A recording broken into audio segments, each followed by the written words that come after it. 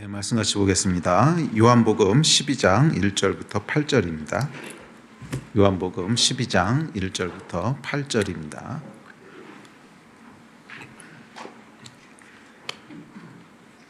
다 찾으셨으면 요한복음 12장 1절부터 읽습니다. 시작. 6월절 엿새 전에 예수께서 베다니에 이르시니 이곳은 예수께서 죽은 자 가운데서 살리신 나사로가 있는 곳이라. 거기서 예수를 위하여 잔치할세 마르다는 일을 하고 나사로는 예수와 함께 앉은 자 중에 있더라. 마리아는 지극히 비싼 향유 곧 순전한 나드 한 근을 가져다가 예수의 발에 붓고 자기 머리털로 그의 발을 닦으니 향유 냄새가 집에 가득하더라. 제자 중 하나로서 예수를 잡아줄 가룟유다가 말하되 이 향유를 어찌하여 300데나리온에 팔아 가난한 자들에게 주지 아니하였느냐 하니 이렇게 말함은 가난한 자들을 생각함이 아니오 그는 도둑이라 돈꾀를 맞고 거기 넣은 것을 훔쳐감이러라. 예수께서 이르시되 그를 가만두어 나의 장래할 날을 위하여 그것을 간직하게 하라. 가난한 자들은 항상 너희와 함께 있거니와 나는 항상 있지 아니하리라 하시니라. 아멘. 요한복음 12장입니다. 제가 지난 1년 동안 요한복음 말씀을 살펴봤는데 아마 요한복음 상반부 마지막 설교일 것 같고요. 또 요한복음 뒷부분은 또 다음에 기회가 있으면 같이 살펴보도록 합시다. 자, 오늘 요한복음 12장은 향유를 부은 마리아의 이야기입니다. 이 사건은 디테일은 조금 차이가 있긴 하지만 다른 복음서 마태복음하고 마가복음에도 기록되어 있는 그런 중요한 사건입니다. 그리고 마태복음에 보면 이 사건의 중요성에 대해서 이렇게 얘기하고 있습니다. 마태복음 26장 13절입니다. 시작. 내가 진실로 너희에게 이르노니 온 천하에 어디서든지 이 복음이 전파되는 곳에서는 이 여자가 행한 일도 말하여 그를 기억하리라 하시니라. 자, 보면 예수님께서 이 사건을 얼마나 중요하게 생각하셨냐면 복음이 전해지는 곳마다 이 사건도 함께 전하래요. 그 이야기는 뭐냐면 복음의 핵심 중에 일부분이 이 안에 있다는 거죠. 그러니까 복음이 전해지는 곳마다 이 사건도 함께 전하라고 하신 말씀은 복음이 담고 있는 메시지 중에 아주 중요한 핵심 메시지가 이 안에 함께 담겨 있다는 것입니다. 자, 그렇다면 과연 무엇이 복음이 전해지는 곳마다 함께 전하라고 하신 만큼 그렇게 중요한 점이었을까? 결론부터 말씀드리면 그것은 예수의 죽으심을 대하는 이 여인의 마음이죠. 이 여인의 태도, 이 여인의 마음. 예수의 죽음을 대하는 마리아의 마음이 복음을 듣는 사람마다 잊지 말고 기억해야 될 거라는 거예요. 그리고 이 마음이 복음을 이루는, 복음을 완전하게 하는 요소라는 것입니다. 그래요, 여러분. 예수 그리스도의 그 죽음에는 죄사함의 능력이 있습니다.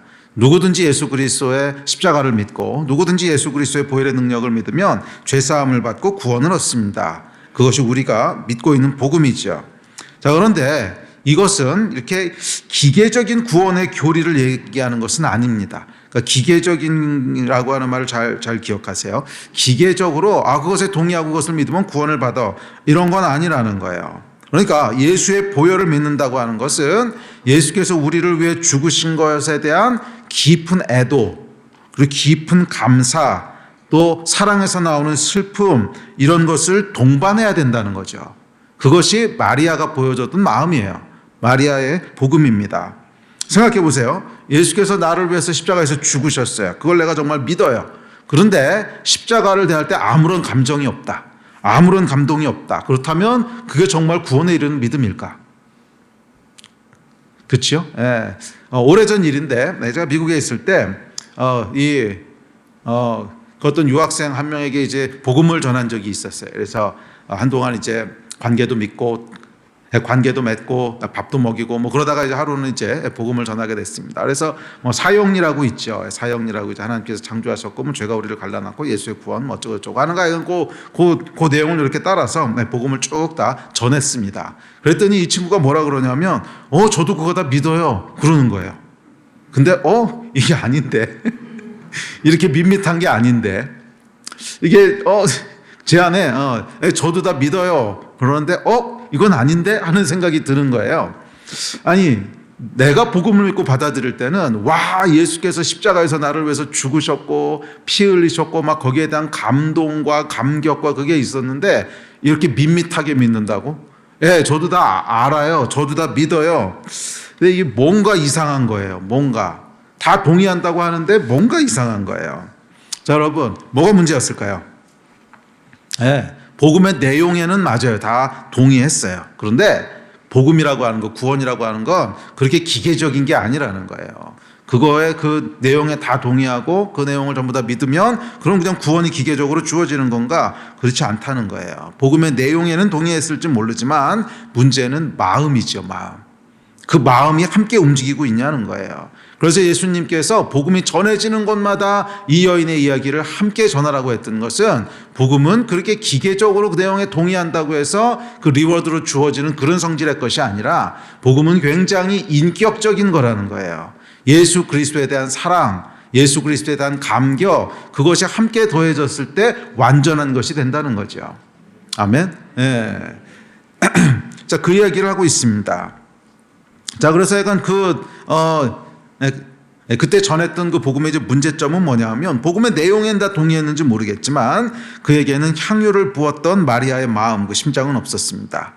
그렇기 때문에 그것은 완전한 복음이 아니었던 거죠.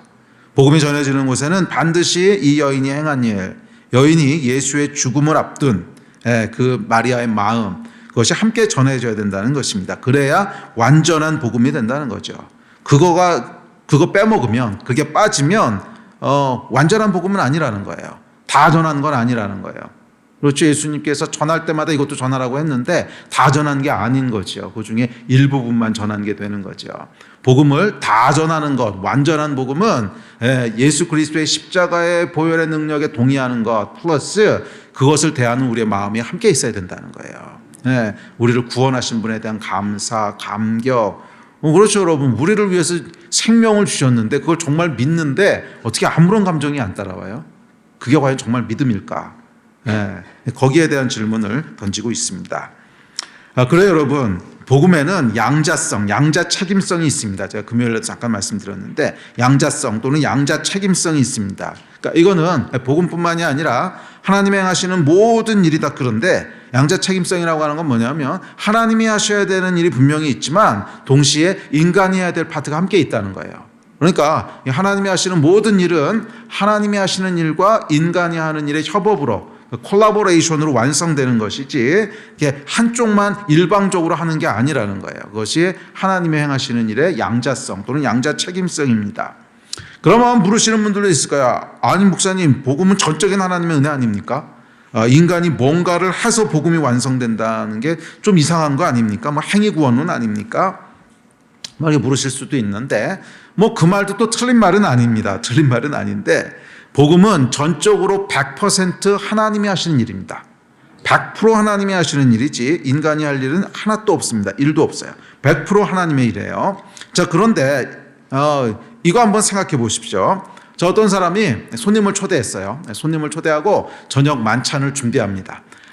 아주 정성스럽게 정말 최선을 다해서 최고로 하여간 만찬을 준비합니다. 그래서 음식 준비부터 뭐 요리하는 것 세팅까지 완벽합니다. 손님이 한 일 하나도 없어요. 손님이 한 일 하나도 없어요. 100% 주인이 완전히 다 합니다. 자, 그런데 만약 이 손님이 안 오면 어떻게 될까요? 또는 왔는데 음식을 안 먹어. 그럼 어떻게 될까요? 그러면 이 만찬이 완전한 만찬인가? 만찬을 완전하게 준비했어요. 준비한 건 손님이, 그 주인이 다 했어요. 그렇지만 먹어야 될 사람이 안 먹으면 그러면 그 만찬은 실패한 거죠. 그 만찬은 미안하지만 망한 거죠. 뭐 아무리 완벽하게 준비했고 아무리 잘 준비했어도 뭐 손님이 안 나타나거나 안 먹거나 그러면 그 만찬은 완전한 만찬이 아닙니다. 망한 만찬인 거죠. 아무 의미가 없어지는 거죠. 복음이 그렇다는 거예요. 그러니까 복음은 여러분 누구를 위해서 하나님이 하시는 일이에요? 우리를 위해서 하신 일이에요. 이 주인이 음식을 왜 준비했어요? 손님을 위해서 준비한 거예요. 그런데 손님이 안 먹어서 그냥 딴 사람들이 다 먹어치웠어. 그러면 이건 아무 의미가 없어지는 거잖아요. 복음은 저와 여러분을 위해서 준비하신 하나님의 만찬인데 막상 먹어야 될 사람이 안 먹는다. 그러면 어떻게 되는 거예요? 그러면 그것은 실패한 거죠. 망한 거라는 거예요. 그러니까 완전하지 않다는 거예요. 복음이 정확히 그렇다는 것입니다. 이 구원을 위해서 우리가 해야 될 일 하나도 없습니다. 하나님께서 100% 다 하셨어요. 100%. 그런 의미에서 복음은 전적인 은혜입니다. 그런데 만약 우리가 그걸 안 받아들이면 어떻게 되냐는 거예요. 아무 소용이 없는 거죠. 아무리 하나님이 완벽하게 준비를 하셨어도 복음은 완성되지 않습니다. 이게 복음의 양자성이라는 거예요. 양자 책임성이라는 거예요. 그러니까 구원은 하나님의 전적인 의미고 하나님이 다 은혜고 하나님이 전적으로 다 준비하셨지만 그럼에도 불구하고 여전히 우리가 해야 될 몫이 있다는 거예요. 우리가 해야 될 그것은 그 복음에 반응하는 걸 해야 된다는 거예요.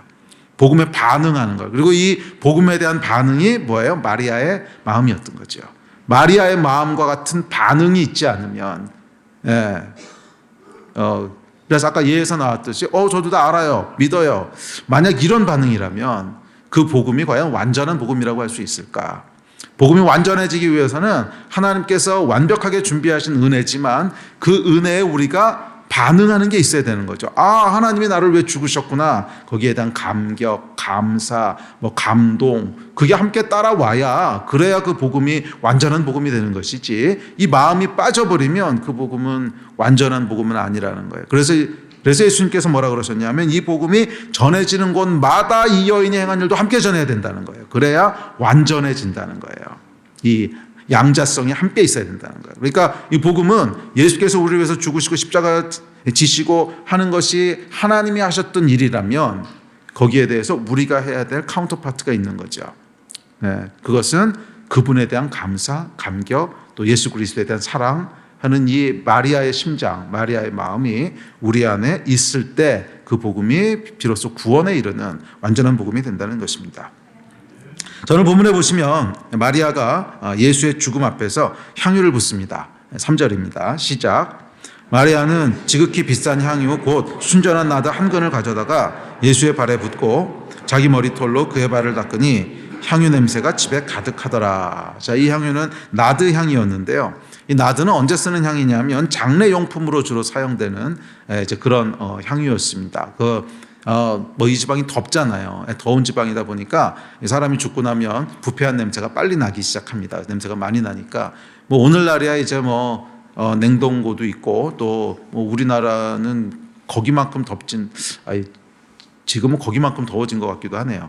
하여간 오늘날에는 이제 이런 게 좀 덜한데 그 당시에는 이 시체 썩는 냄새가 상당히 심했죠. 그래서 이제 그 향유를 발라서 그 냄새를 덮는 그런데 사용되는 기름이었습니다. 그런데 이 나디향은 굉장히 고가였습니다. 아주 비싼 기름이어서 그 여인들이 기회가 날 때마다 이 향유를 조금씩 사서 모아서 혼수 비용으로 사용하기도 했습니다. 오늘날로 말하면 일종의 그 적금이죠. 결혼을 위해서 준비하는 적금 이런 걸로 사용되기도 했습니다. 마리아도 이 나디향을 모으고 있었던 것 같습니다. 그러니까 이렇게 많이 있죠. 자, 근데 5절에 보면 그 모았던 양이 얼마나 되냐면 300데나리온이나 된대요.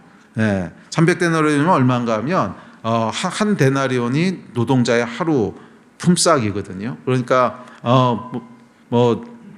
중간에 쉬는 날도 좀 있고 또 주일날 일 안 하는 거 생각하고 그러면 저희가 1년 중에 노동하는 날이 300일은 안 될 거거든요.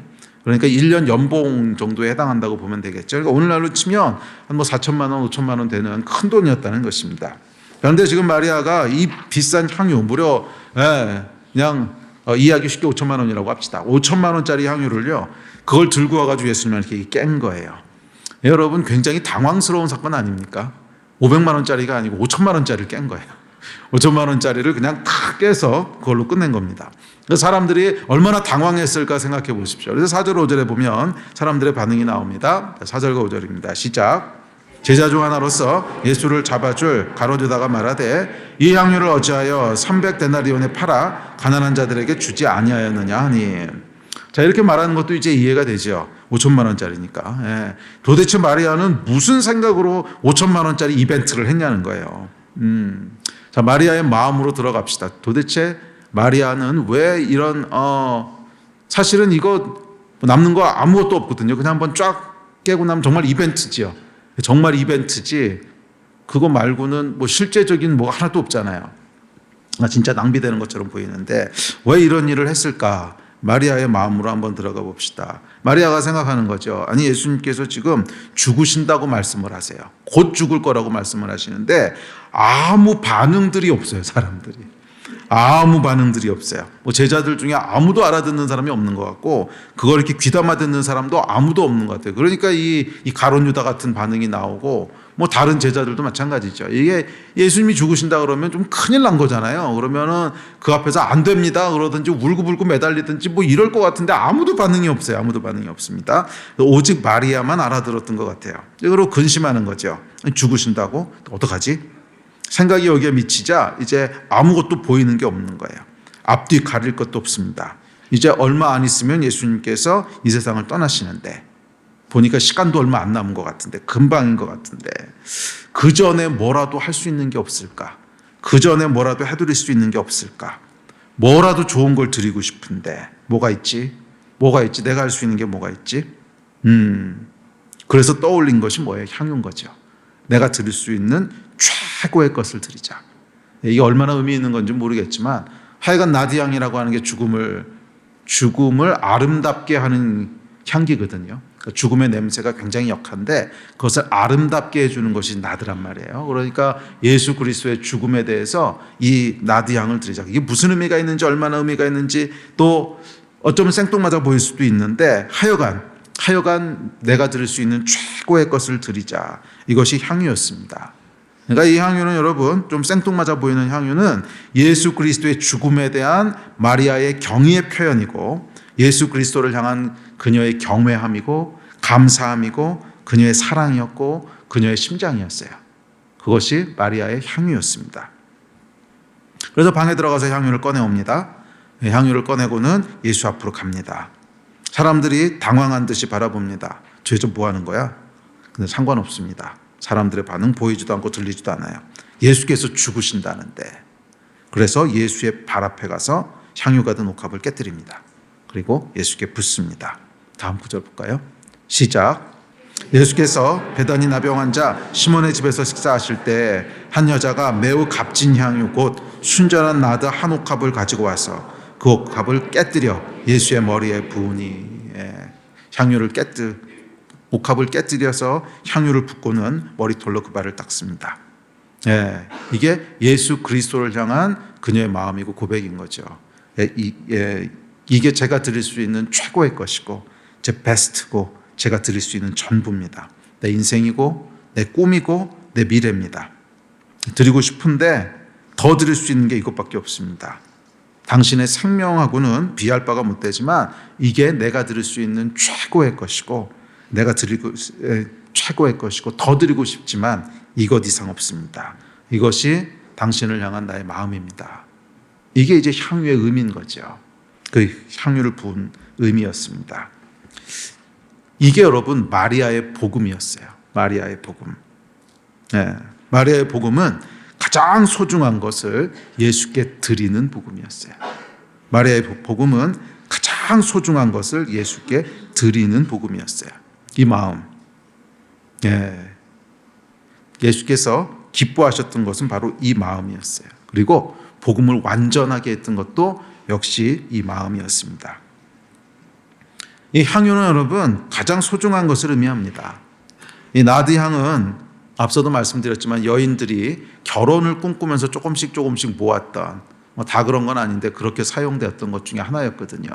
그러니까 이 나드향이 담고 있는 의미가 뭐겠어요? 이 여인의 소망, 이 여인의 미래, 이 여인이 꿈꾸는 행복, 이 여인이 가지고 있던 비전, 오랫동안 꿈꿔왔던 소원, 그런 거죠.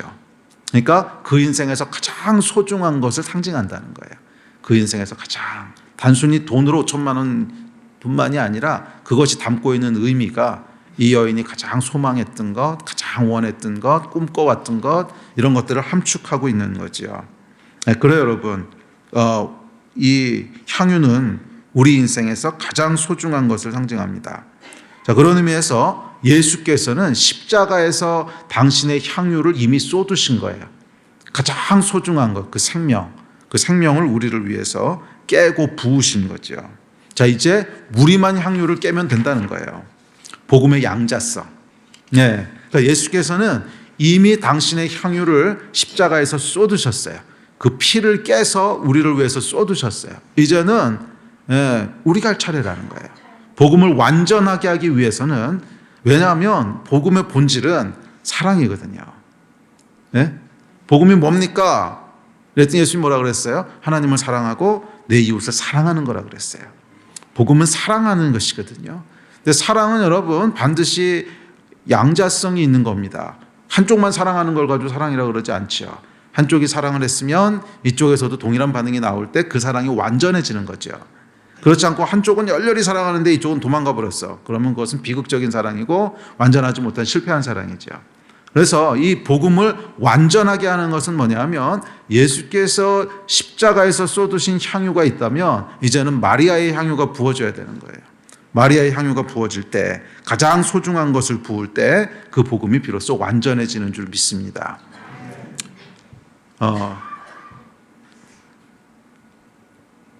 그리고 사실은 오늘날 이 복음의 양자성이 많이 훼손되어 가고 있는 것 같아요.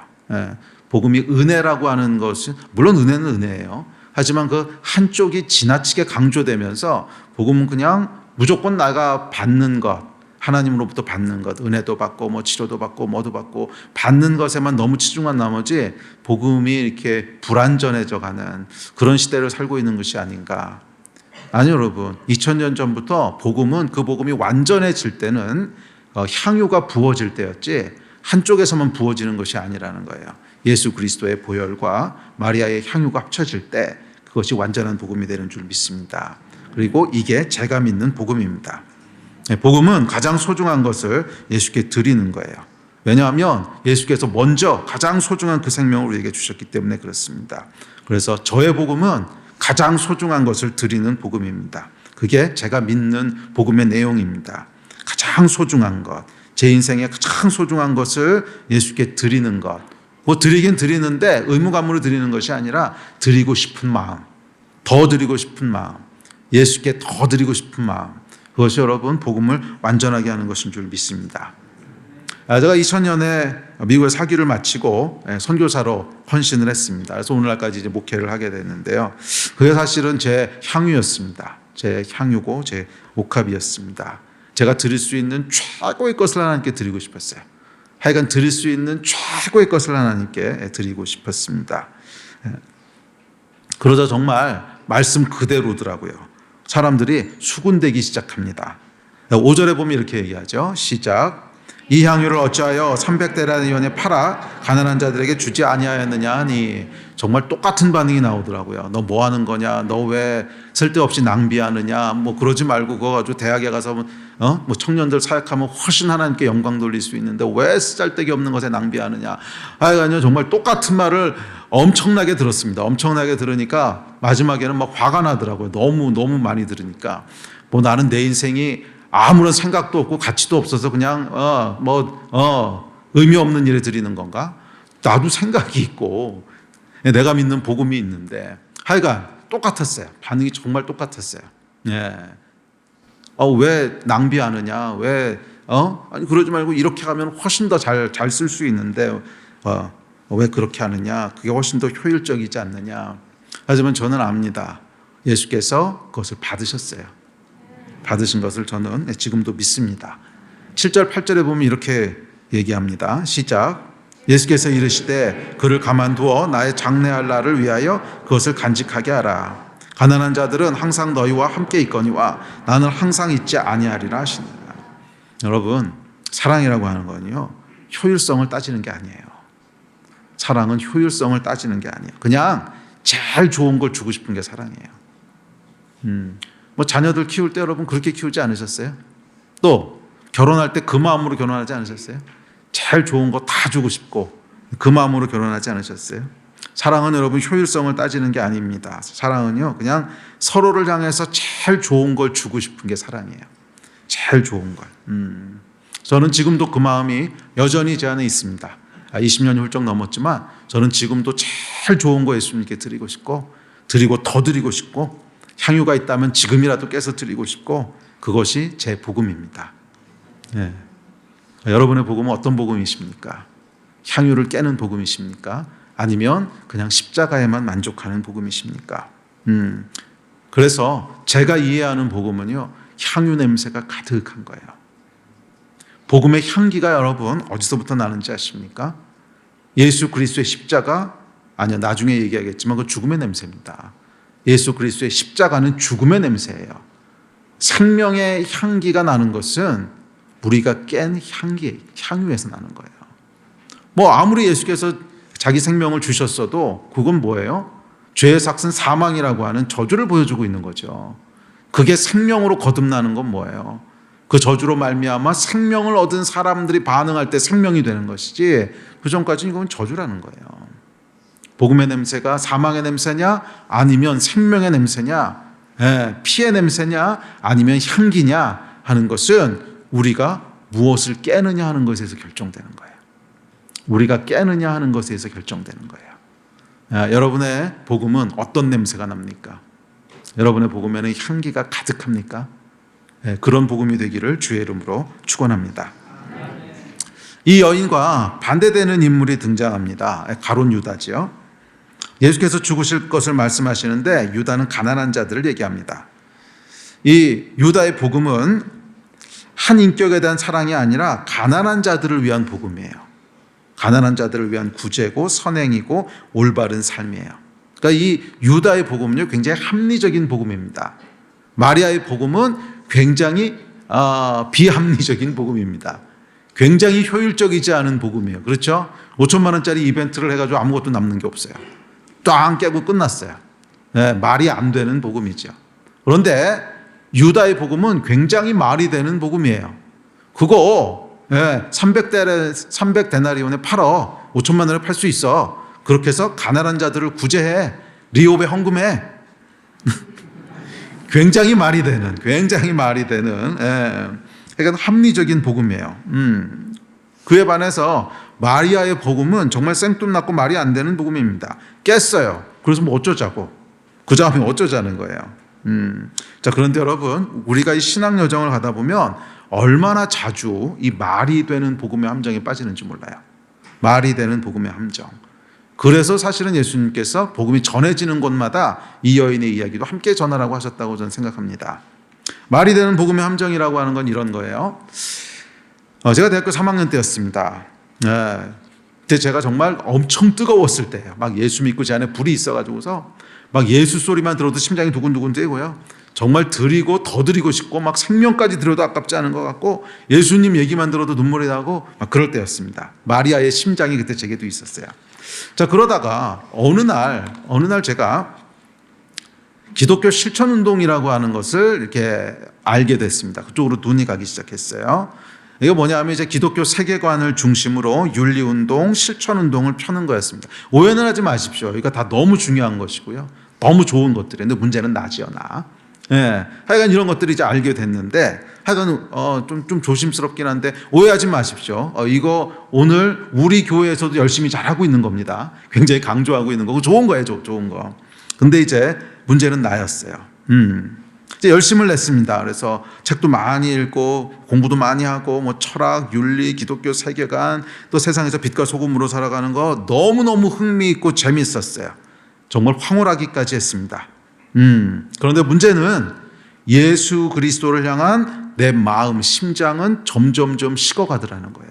점점점 식어가더라는 것이었습니다. 신앙이 심장에서 머리로 옮겨가고 있었습니다. 여전히 열심은 있었습니다. 그러나 그 열심은 예수라고 하는 한 인격을 향한 사랑에서부터 예수를 위한 사역, 그리스도인답게 사는 삶, 글로 중심축이 서서히 옮겨가고 있었던 거예요. 뭐 여전히 열심이었고요. 여전히 누구보다도 모범적이었습니다. 그러나 예수라고 하는 한 인격을 향한 사랑은 점점 식어갔고요. 그리고 나서 조금 있다가 긴 영적 침체가 찾아오기 시작했습니다. 저는 어느 순간부터 가난한 자들을 생각하는 가롯 유다의 복음, 말이 되는 복음을 쫓고 있었습니다. 여러분, 착한 행실이라고 하는 것 또는 뭐 사역이라고 하는 것, 그것이 예수 그리스도를 사랑하는 마음을 대체할 수 없다는 거예요.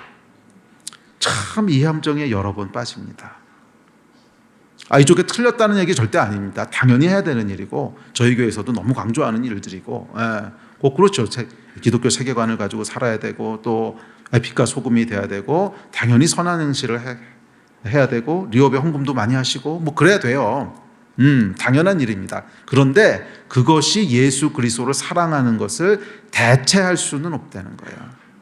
근데 우리 신앙생활을 하다 보면 이게 자꾸 대체돼요. 자꾸 대체되는 그 함정에 빠지는 모습을 봅니다. 열심은 내요. 크리스천답게 살아요. 또 성경적 가치관을 가지고 살아요. 그런데 예수 그리스도라고 하는 한 인격을 사랑하는 그 사랑은 우리 마음에 있느냐는 거예요. 예수께서 말씀하셨던 복음이 전해지는 곳마다 빠지면 안 된다고 하는 게 이거 아닙니까? 단순히 예수님의 가르침대로만 사는 것, 그걸로 충분하지 않다는 거예요. 선한 행실, 세상의 빛과 소금이 되는 것, 그것만으로 충분하지 않다는 거예요. 복음의 진짜 핵심은 예수라고 하는 한 인격을 정말 마음 다해서 사랑하느냐는 거예요. 그 사랑이 너희 안에 살아있느냐는 거예요. 마리아의 복음과 유다의 복음은 달랐어요.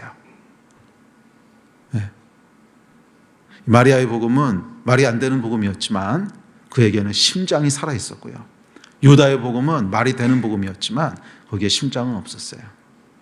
그냥 선한 일, 그냥 좋은 일, 그냥 착한 일, 가난한 자들의 복음.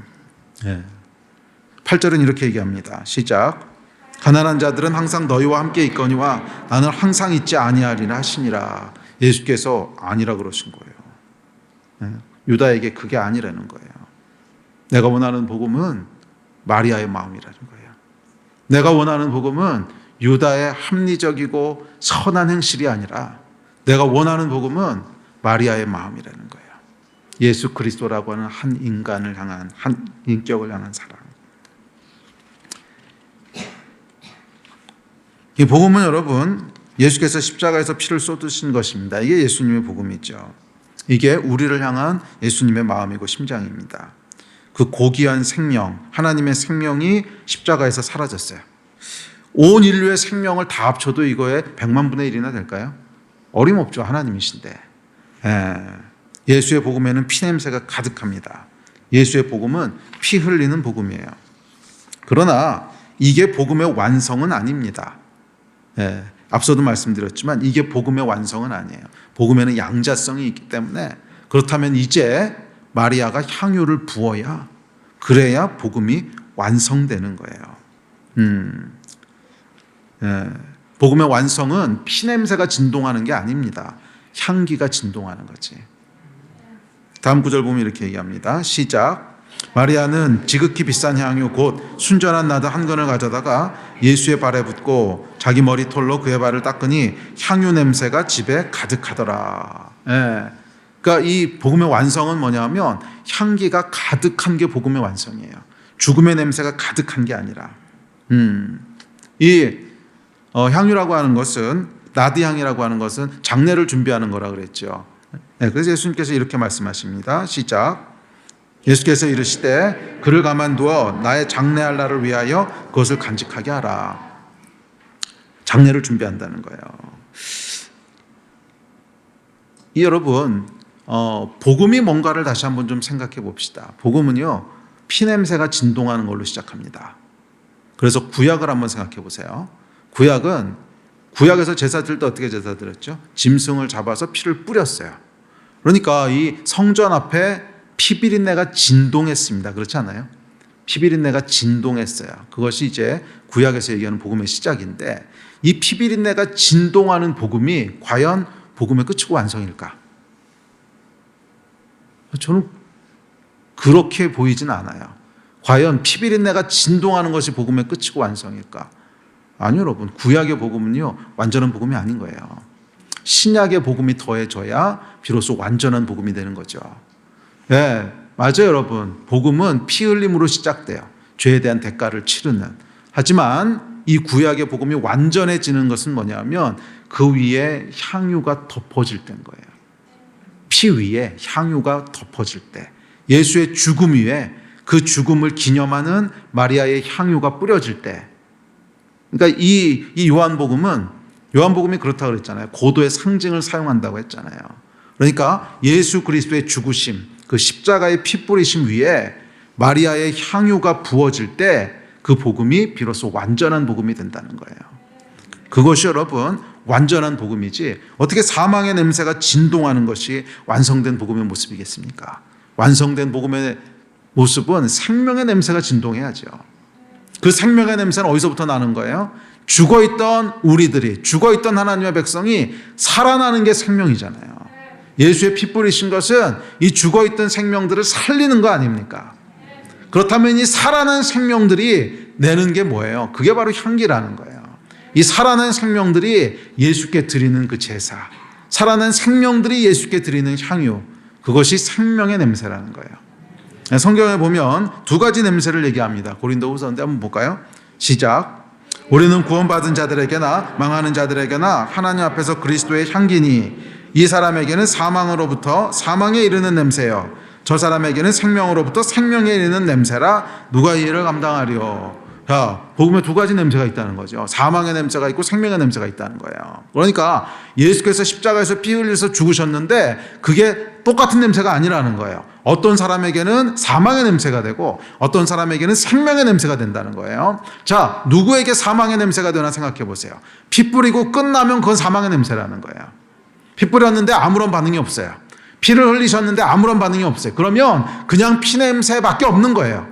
그리고 이 피 냄새는 뭐예요? 죽은 냄새죠. 생명이 꺼지면서 나는 냄새가 피 냄새 아닙니까? 그래서 반응하지 않는 사람에게 무슨 냄새라는 거예요? 사망의 냄새라는 거예요. 그런데 이 냄새가 생명의 냄새인 사람들이 있어요. 생명의 냄새는 어떤 사람들이에요? 이 사망의 냄새, 피 냄새 위에 자기의 향유를 부은 사람들이에요. 자기의 향유를 부은 사람들은 그 냄새가 사망의 냄새가 아니라 생명의 냄새로 바뀐다는 거예요. 여러분의 복음은 무슨 냄새가 납니까? 예. 마리아의 복음은 한 인격에 대한 사랑이었고, 둘째, 그래서 향유를 드리는 복음이었어요. 이 복음이 저와 여러분의 복음이 되기를 주의 이름으로 축원합니다. 아멘. 우리 말씀 마무리합시다. 예배팀 나오십시오.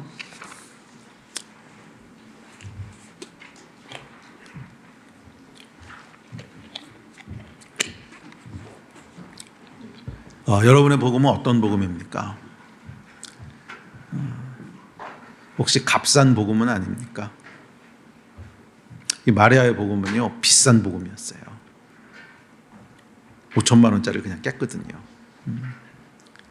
그것은 5천만 원이 아니라 마리아의 인생이고 마리아의 미래고 마리아의 소망이고 꿈이고 그거 다 예수님 앞에 깬 거예요. 그것이 마리아의 복음이었습니다. 오늘 저와 여러분의 복음은 어떤 복음입니까? 예, 물론 예수께서 우리를 사랑하세요. 예, 은혜를 주십니다. 회복도 주시고 치유도 주시고 기도에 응답해 주시고 다 주세요. 그런데 그것은 예수께서 우리를 위해 우리 위에 뿌리시는 향유지 우리가 예수께 드리는 향유는 아니거든요. 만약 그것이 죄송합니다. 저와 여러분의 복음이라면 그것은 그냥 여전히 피냄새 나는 복음입니다. 예수께서 피눈물을 흘리심으로 우리를 축복하시는 그냥 여전히 핏빛 복음이에요. 이 복음이 완전해지는 것은, 이 복음이 생명의 향기가 나는 것은 마리아가 자기의 향유를 드릴 때예요. 사랑은 여러분 효율성을 따지는 게 아닙니다. 가장 비효율적인 거 보려면요, 연애하는 거 가서 보세요.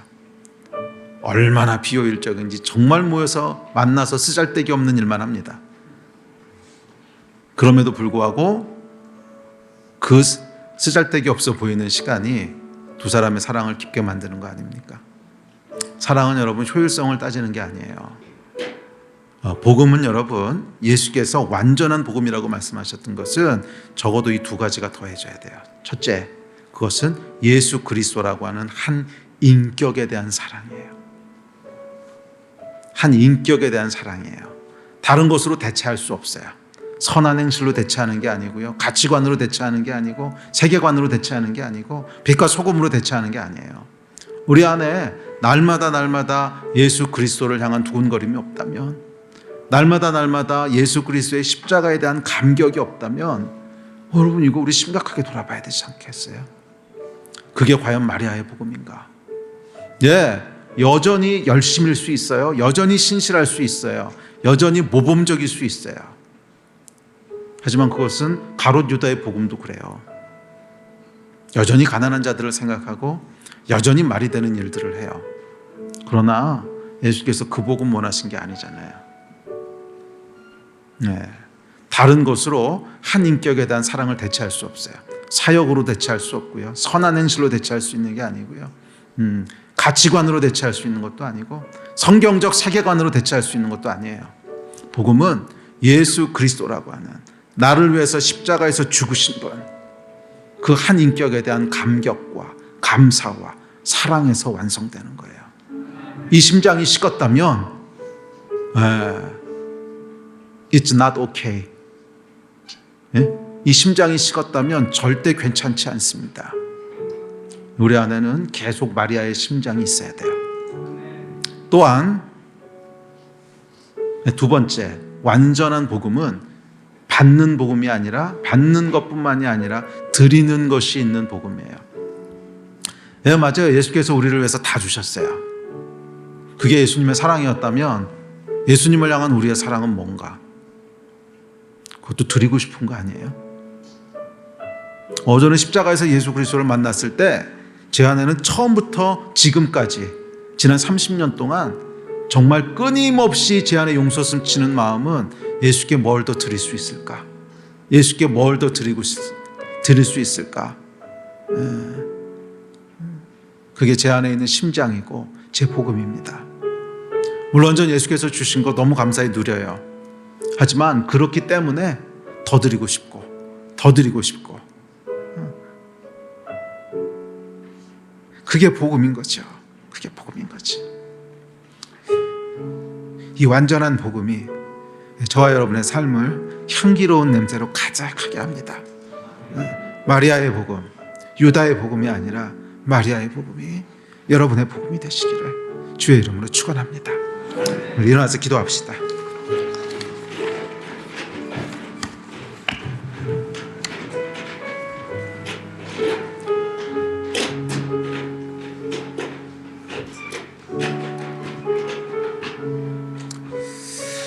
우리 기도합시다. 한 해를 마무리하면서 정말 이 마리아의 심장이 우리들 가운데 다시 뛰게 되기를 원합니다. 그래서 받는 복음뿐만이 아니라 드리는 복음, 정말 예수께 더 드리는 복음, 그것이 충만하게 하여 주십시오. 우리의 복음이 피냄새가 아니라 향기로 가득한 복음이 되게 하여 주십시오. 이 마음 가지고 우리 주여 한번 부르짖고 다 같이 합심해서 기도합시다. 기도하시겠습니다. 주여,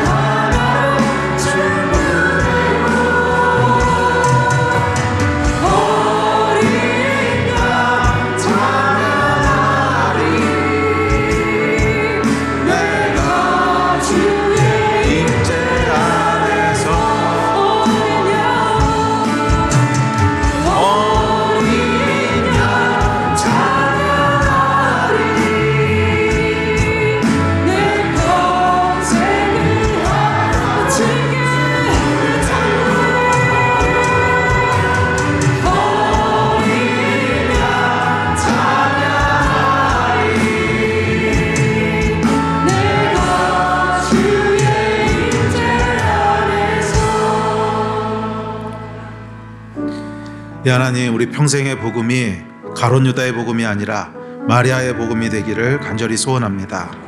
저는 우리 안에 예수 그리스도라는 한 인격을 향한 사랑이 식지 말게 하시고, 마리아의 심장이 멈추지 말게 하시고, 끊임없이 예수 그리스도 앞에 향유를 드리고 더 드리는, 더 소중한 것들을 드리는 이 마리아의 복음이, 이 향기가 충만한 복음이 되게 하여 주십시오.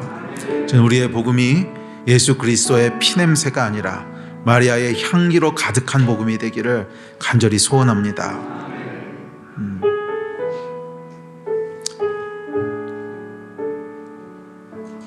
우리의 심장이 다시 움직이게 하여 주시고, 말이 되는 복음이 아니라 말이 되지 않더라도 예수 그리스도를 사랑하는 이 마리아의 복음이 저희의 삶을 가득 채우는 이 은혜와 이 축복이 멈추지 않게 하여 주십시오. 예수 그리스도 한 분만으로 만족하는 하나님, 그 은혜가 우리에게 있게 하여 주십시오. 감사합니다. 주 예수 그리스도의 이름으로 기도했습니다. 아멘, 아멘, 아멘. 예배 마쳤습니다. 돌아가실 분들은 돌아가시고요. 조금 더 기도하기 원하시는 분들은 자유롭게 하시기 바랍니다.